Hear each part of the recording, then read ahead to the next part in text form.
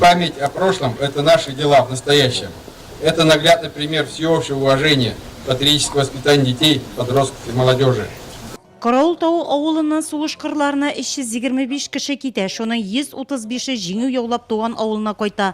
190-ы мәңгілікке суғыш қырында ятып қала.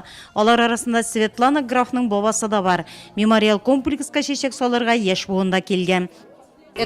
Бу бик әһәмиятле вакыйга. Без аны көтеп алдык. Бүген биредә минем энекәшләрем дә бар. Алар сугышта үлеп калган бабаларын хөрмәт белән искә алырга килде.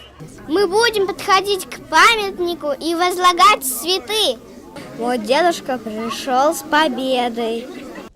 Советлар Союзы геройы ұшушы Анатолий Кузнецовның туған ауылы бұл. Мемориал комплексқа оның да бюсті орнаштырылған. Суғыш қырында ятып қалғанларға, ветеранларға, жеңу яулап қайтып тыныш тұрмышта өлушілерге құйылған мемориал комплексқа 325 фамилия ойып yazылған.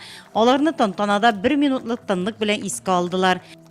Участвовала в конкурсе. Мин Татнефть җәмгыяте үткәргән бәйгедә катнаштым. Минем материалым утта чыныккан канатлар дип аталды. Мин аны патриотик тәрбиягә багышлап махсус яздым.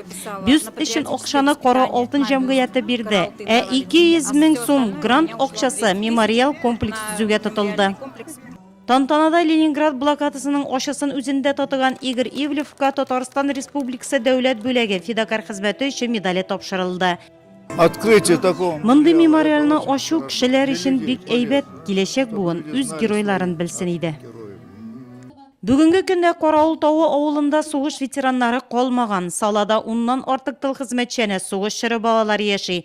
Ачылу тантанасына килгән һәркем мемориал комплексы янында үзләренең әтиләре, бабаларының, якыннарының фамилиясен табып озак басып торды.